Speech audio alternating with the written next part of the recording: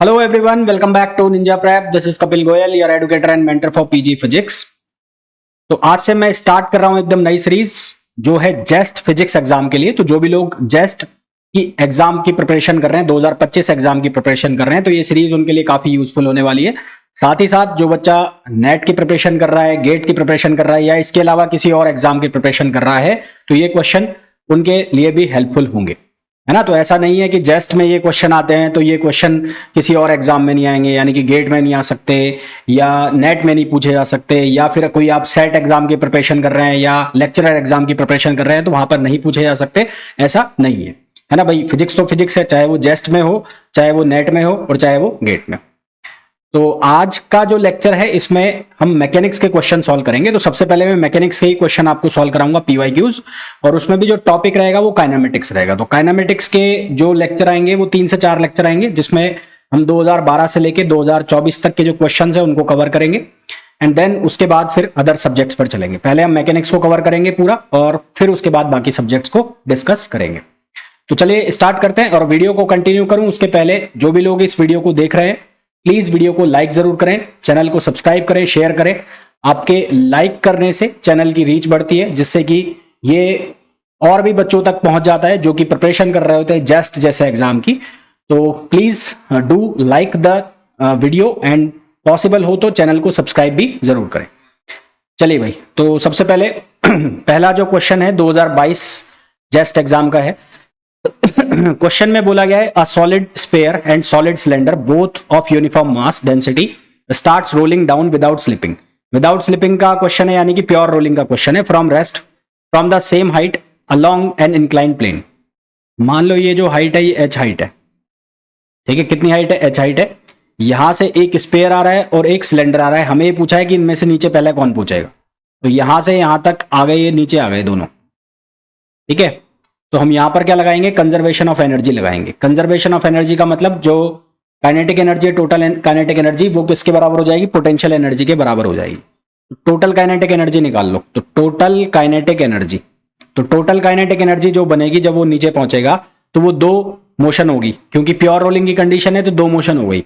एक तो हो गई ट्रांसलेशन मोशन और एक हो गई रोटेशनल मोशन। तो काइनेटिक एनर्जी एक तो आएगी ट्रांसलेशन की और एक आएगी रोटेशन की। तो काइनेटिक एनर्जी लिखोगे half M V C M square, C M मतलब सेंटर ऑफ मास की जो वेलोसिटी है वो, plus half I omega square. अब हमें ये बहुत अच्छे से पता है कि ओमेगा बराबर होता है वी अपॉन आर, इसको वी सी एम लिख दो। तो यहां से ये क्या बन जाएगा? ये बन जाएगा हाफ एम, ये एज इट इज रहेगा V C M square plus half I, और ये क्या हो जाएगा? V C M square upon R square. मैं क्या करूंगा? यहां से कॉमन निकाल लूंगा। कॉमन क्या निकाल लूंगा? मैंने कॉमन निकाल लिया, half M V C M square common निकाल लिया। तो बचा क्या हमारे पास? 1 plus I upon M R square. हमारे पास क्या बच गया? 1 plus I upon M R square. अब ये जो काइनेटिक एनर्जी है ये किसके बराबर हो जाएगी? Potential energy. और पोटेंशियल एनर्जी जो है वो कितनी होगी? M G H. तो बनेगा क्या यहां से बनेगा M G H equals to half M V C M square, और ये किसके इक्वल हो गया? 1 प्लस आई अपॉन, ये हो जाएगा M R square. 1 plus I upon M R square. तो यहां m से m कैंसिल आउट हो गया। तो अगर आप वी सी एम की वैल्यू निकालते हैं तो वो क्या बनेगा? वो बन जाएगा 2gh अपॉन, ये हो जाएगा 1 plus I upon M R square, 1 plus I upon M R square. और अगर सिर्फ v की वैल्यू लिखते हैं तो ये बराबर हो जाएगा under root 2gh upon 1 plus I upon M R square. ये वैल्यू हो गई। अब यहां से ध्यान से देखो, जो वेलोसिटी है वो आई के रेसिप्रोकल हो गई। वेलोसिटी रेसिप्रोकल हो गई किसके? आई के। तो जिसका आई ज्यादा होगा, मोमेंट ऑफ इनर्शिया ज्यादा होगा, उसकी वेलोसिटी कम होगी, और जिसका आई कम होगा उसकी वेलोसिटी क्या होगी? ज्यादा होगी। तो अब हमारे पास 2 है, एक है सॉलिड स्फीयर। तो स्फीयर के लिए उसका जो आई है वो कितना होता है? वो होता है 2/5 एम आर स्क्वायर। और सॉलिड सिलेंडर जो है उसके लिए उसका जो आई होता है वो होता है 1/2 एम आर स्क्वायर। तो दोनों में से जो कम मोमेंट ऑफ इनर्शिया हो गया वो किसका हो गया? स्फीयर का हो गया। तो आई स्फीयर लेस देन हो गया किससे? आई सिलेंडर से। तो इसका मतलब वेलोसिटी ऑफ स्फीयर ज्यादा हो गई किससे? वेलोसिटी ऑफ सिलेंडर से। तो दोनों में से जल्दी कौन पहुंचेगा, यानी कि पहले कौन पहुंचेगा? तो स्फीयर पहले पहुंच जाएगा। तो यहां हमें आंसर जो मिल गया कि पहले कौन पहुंचेगा, तो पहले पहुंच जाएगा स्पेयर। तो राइट आंसर क्या आ जाएगा, स्पेयर। नेक्स्ट क्वेश्चन पे आइए। नेक्स्ट क्वेश्चन में बोला है for a system of unit mass, unit mass दिया हुआ unit mass, the dynamical variables follow the relation X dot square, X dot square मतलब वेलोसिटी का स्क्वायर लिखा हुआ है, a X naught square plus X dot square, X naught का भी dot है यानी कि ये वेलोसिटी लिखी हुई है velocity, minus K x square, ये एक रिलेशन लिखा हुआ है। एक्स जो है वो टाइम के रेस्पेक्ट में पोजीशन है, यानी कि एक्स जो है वो डिपेंड कर रहा है टाइम पर, और x not is it's initial position. तो एक्स जो है वो टाइम डिपेंडेंट है,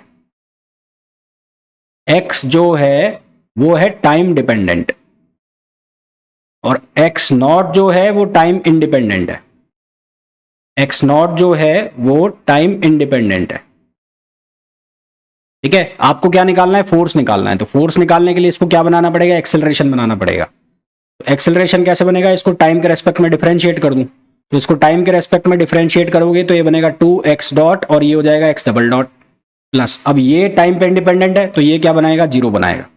ये भी टाइम से इंडिपेंडेंट होगा क्योंकि x नॉट का डॉट है, तो ये वेलोसिटी इनिशियल वेलोसिटी बनेगी जो कि टाइम से इंडिपेंडेंट रहेगी, तो ये भी क्या हो गया, जीरो हो गया। तो यहां क्या बनेगा 2kx, तो ये बनेगा, और फिर क्या बन जाएगा x डॉट। तो कुल मिलाकर बना क्या तुम्हारे पास 2x dot x double dot equals to minus 2k और x डॉट।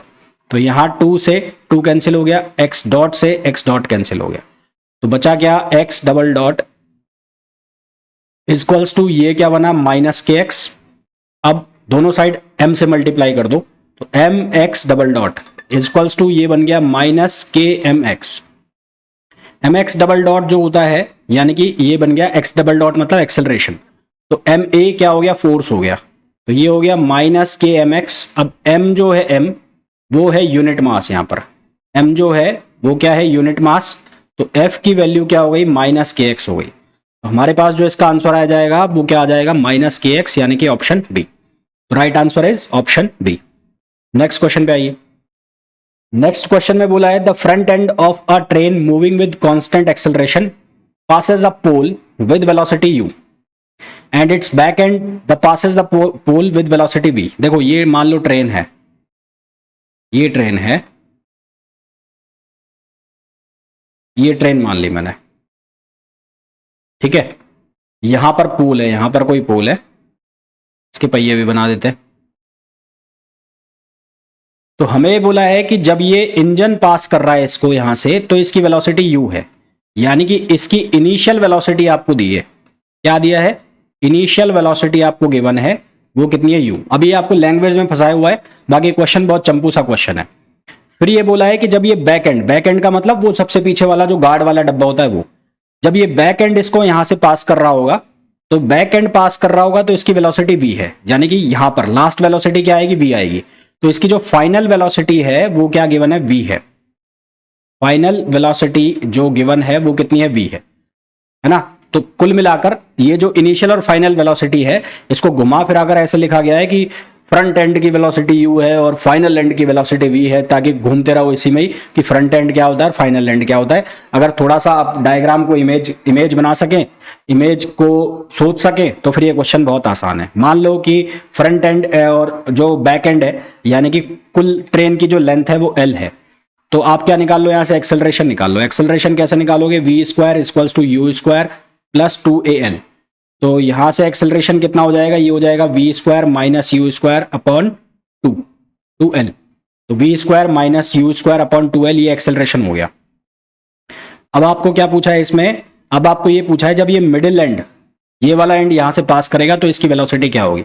जब ये वाला एंड यहां से पास कर रहा होगा तो ट्रेन की लेंथ कितनी लोगे, l/2, मिडिल में है ना। तो मिडिल की जब वेलोसिटी निकालनी है तो कैसे निकालेंगे, v mid square equals to, initial velocity तो सेम रहनी है, तो initial velocity u square plus 2a। अब जो लेंथ है ट्रेन की कितनी कंसीडर होगी, वो l/2 होगी, है ना, क्योंकि आधी पास हुई है। तो अब ये वैल्यू रख दो जो आपने a की वैल्यू निकाली, तो a की वैल्यू रख दो, कितनी निकाली आपने, ये निकाली v square minus U square upon 2l, और ये कितना हो गया, l/2। इसको जब सिंप्लीफाई करोगे तो l से l कट गया और 2 से 2 कट गया, तो बनेगा क्या, यहां से बनेगा v mid square equals to ये हो जाएगा यू स्क्वायर प्लस ये हो जाएगा V square minus U square upon 2। तो यहां से बनेगा U square plus V square upon 2 minus U square upon 2। तो वी मिड स्क्वायर की जो वैल्यू आ जाएगी वो आ जाएगी V square plus U square upon 2, और सिर्फ वी मिड की वेलोसिटी निकालोगे तो अंडर रूट कर दोगे तो ये हो जाएगा V square plus U square upon 2। तो फाइनल आंसर क्या आ जाएगा, under root V square plus U square upon 2। Check करो कौन सा आंसर है, तो बी इसका करेक्ट आंसर हो जाएगा। नेक्स्ट क्वेश्चन पे आइए। नेक्स्ट क्वेश्चन में बोला है a small object A of mass m is free to slide on the inclined plane of triangular block B. Triangular block क्या है, बी है, जिसका मास कितना है 2m है। इसका मास जो है वो 2m है, और एक ब्लॉक है जो मोशनलेस है इनिशियली, उसका मास है m। तो ये जो प्रॉब्लम है इसको बोलते हैं वेज ब्लॉक प्रॉब्लम, है ना। ये प्रॉब्लम जो है ये है wedge block problem. IIT JEE के जो एग्जाम होता है, जो एडवांस का एग्जाम होता है, उसमें काफी ज्यादा क्वेश्चन पूछे जाते हैं इसके। तो यहाँ पर ये मतलब माहौल बना रखा है ना कि ऐसा ब्लॉक है और ये ब्लॉक है, तो ये वेज ब्लॉक प्रॉब्लम के क्वेश्चन है। इसको सॉल्व करने का तरीका होता है, तरीका क्या होता है कि सबसे पहले तो जो ये मास है, मास यहाँ पर बैठा है ऑब्जर्वर, ऑब्जर्वर जो है मैं यहाँ पर बैठा है, तो यहाँ पर ब्लॉक की जो स्पीड आप मानोगे, जो भी स्पीड कंसीडर करोगे, ये छोटा वाला जो ब्लॉक है ये किसके रेस्पेक्ट में होगा, इस वेज के रेस्पेक्ट में होगा, क्योंकि ये वेज भी किस में होगा, मोशन में होगा। तो मैं ऐसा मान लेता हूं कि ये जो वेज है, ये जब ये ब्लॉक ए ब्लॉक नीचे पहुंचा होगा, तो ये किधर खिसक रहा होगा, पीछे खिसक रहा होगा। मान लो इसकी वेलोसिटी v2 है, और ये यहां जब पहुंच रहा होगा तो इसकी वेलोसिटी जो है वो आप मानो v1 है, v1, ठीक है। ये एंगल कितना है, ये है एंगल 30 डिग्री। तो यहां से अगर मैं ऐसे एक लाइन बनाता हूं, ऐसे लाइन बनाता हूं, तो ये एंगल कितना आएगा, ये एंगल भी आएगा 30 डिग्री। अब कौन कौन सी वेलोसिटी क्या है पहले वो देखो। सबसे पहले जो v2 है, ये v2 क्या है, ये है velocity of block, velocity of veg, ये है ना जो ये ट्राइंगल, इसको बोलते हैं वेज।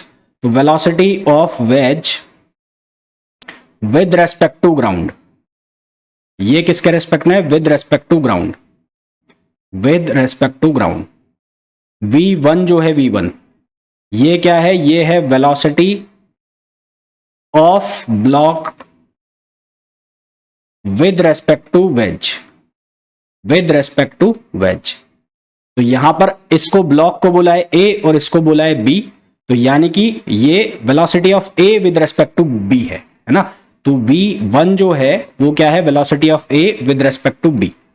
तो इसको आप कैसे लिखोगे, इसको आप ऐसे लिखोगे va माइनस vb, यही तो लिखोगे, va माइनस vb, मतलब कि जो ब्लॉक की वेलोसिटी है किसके रेस्पेक्ट में, ग्राउंड के रेस्पेक्ट में, और b मतलब ब्लॉक जो b वेज है, वेज की वेलोसिटी किसके रेस्पेक्ट में, ग्राउंड के रेस्पेक्ट में। ये रिलेटिव वेलोसिटी को हम इसी तरह से लिखते हैं।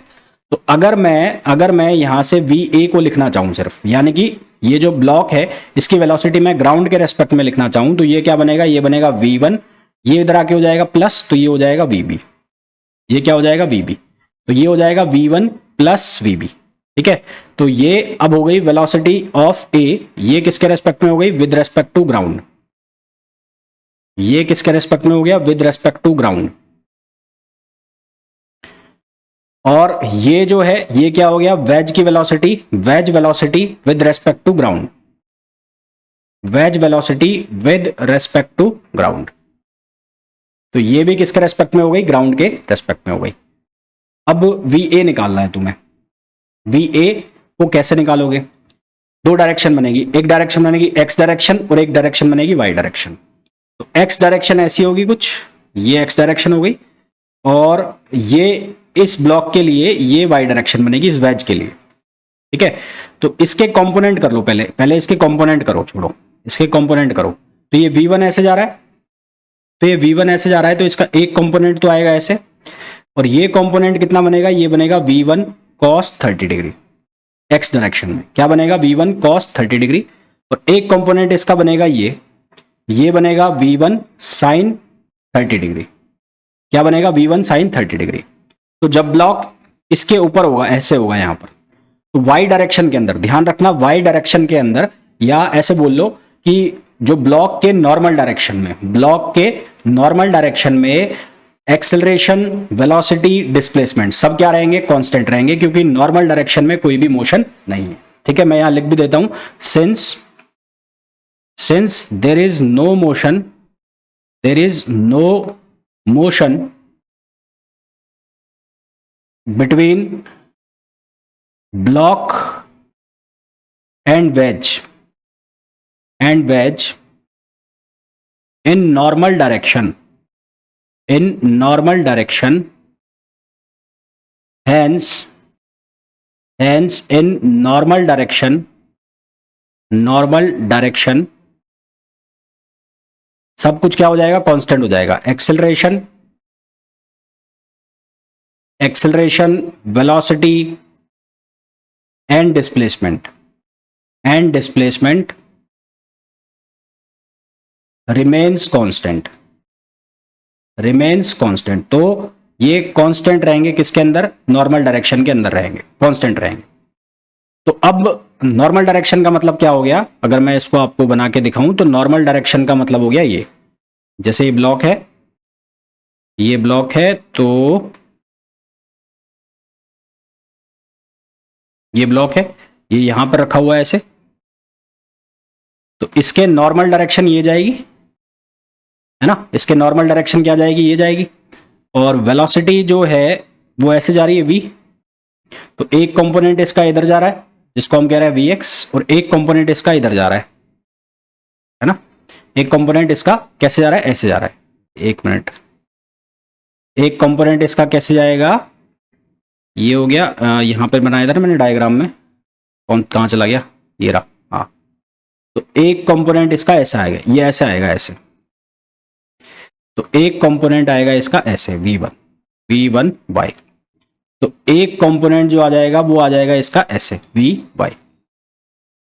तो ये जो डायरेक्शन होगी, ये वाली डायरेक्शन, यानी कि ये नॉर्मल का जब कंपोनेंट करोगे यहां पर ऐसे, तो यहां पर कांस्टेंट आएगा सब कुछ।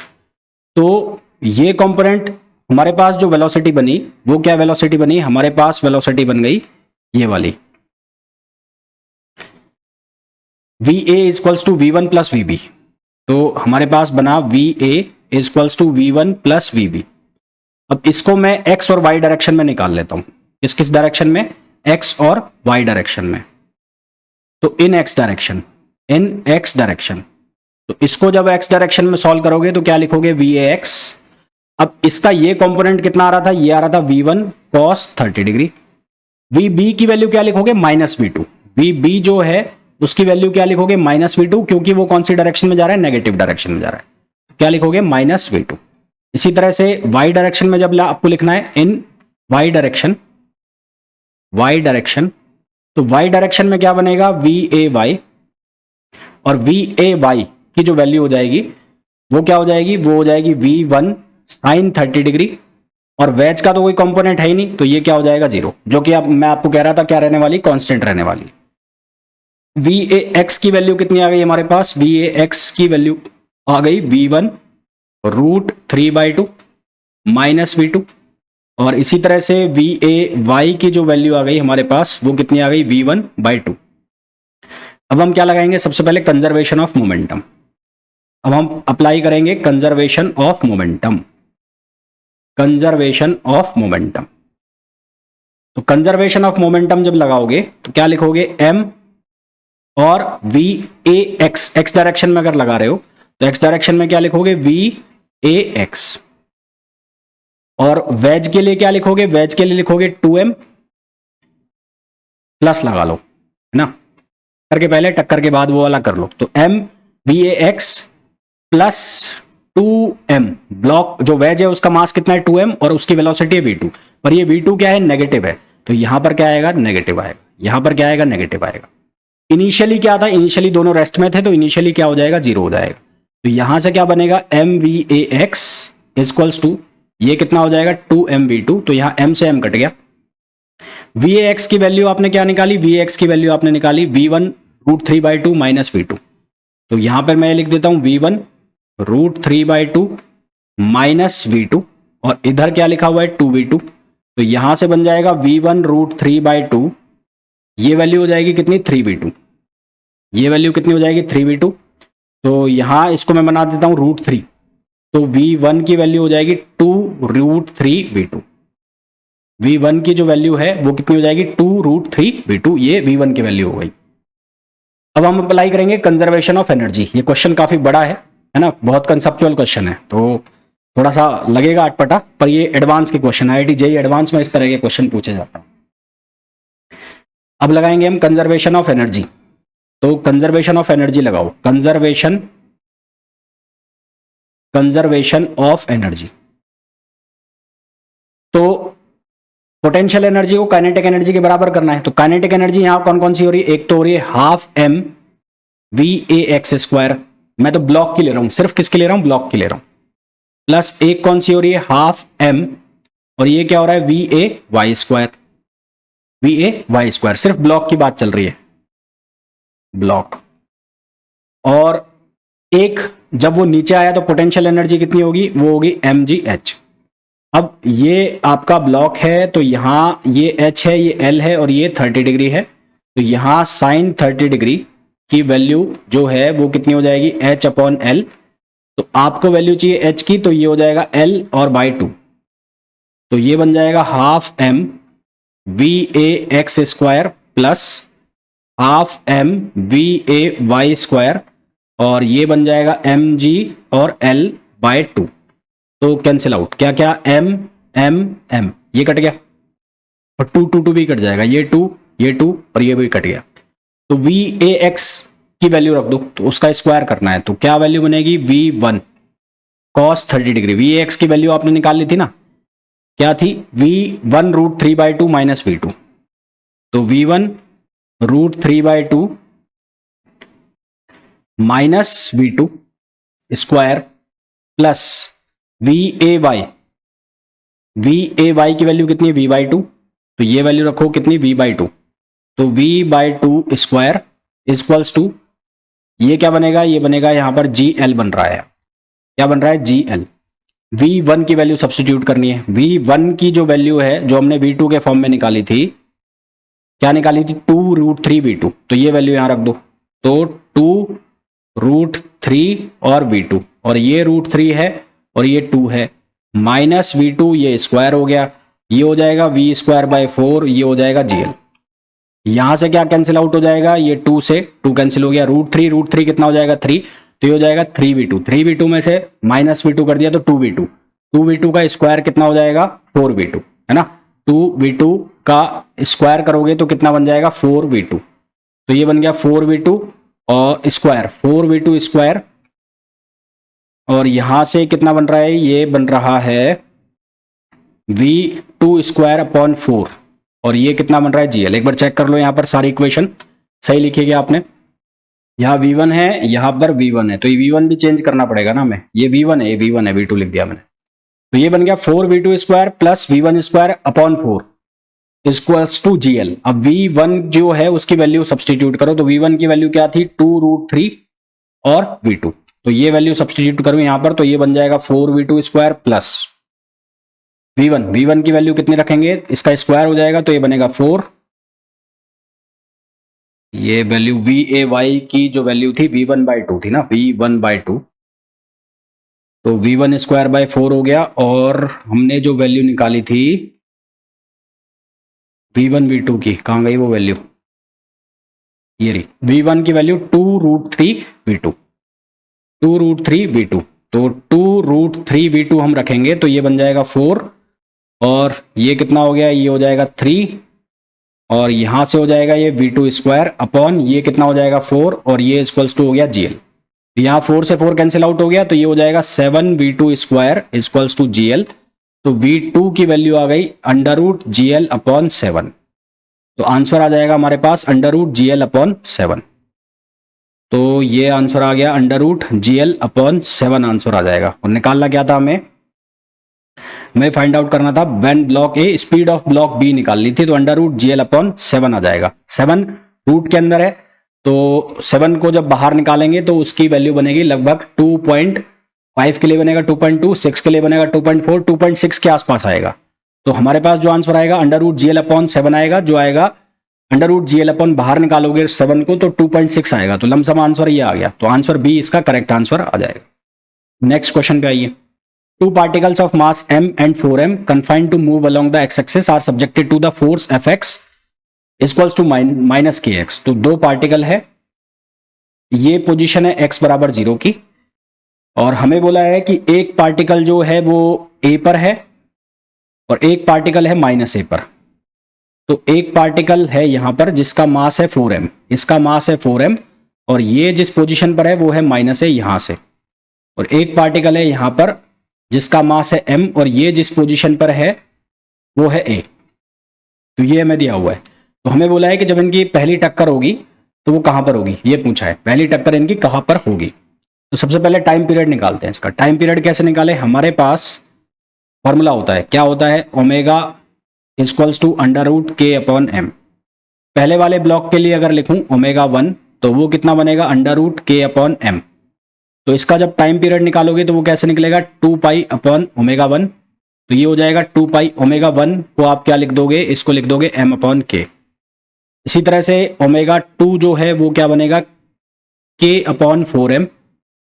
तो इसमें से 2 बाहर निकल जाएगा तो km बन जाएगा। तो t2 की जो वैल्यू बनेगी वो बनेगी 2 पाई अपॉन ओमेगा 2। तो ये बनेगा 2 pi upon 4m upon k, और 2 बाहर निकल गया तो ये बन जाएगा 2 इंटू 2 पाई और under root m upon k। तो ये हो जाएगा क्या, t1। तो t2 की वैल्यू हो जाएगी 2t1। इसका मतलब ये हुआ कि जो 4m ब्लॉक है वो धीरे चल रहा है और जो ब्लॉक m1 है, m वाला ब्लॉक है वो तेज चल रहा है। ठीक है, तो it shows that block of mass 4m moving slowly while block of mass m is moving fast. Mass 4m is moving slowly while block of mass m is moving fast. ये तेज जा रहा है, ये वाला जो है ये तेज जा रहा है। तो इससे ये पता लग रहा है कि जो आपने यहां पर ये कंडीशन लिखी है, तो अगर मैं इसको एक्सेस ओरिजिन मान लेता हूं इस पॉइंट को, तो ये पॉजिटिव एक्सेस हो गया और ये नेगेटिव एक्स एक्सेस हो गया। तो ये तेज आ रहा है और ये धीरे आ रहा है, तो इसका सीधा सा मतलब है कि टक्कर जो है पॉजिटिव एक्स साइड में नहीं होगी, है ना। तो it means collision will not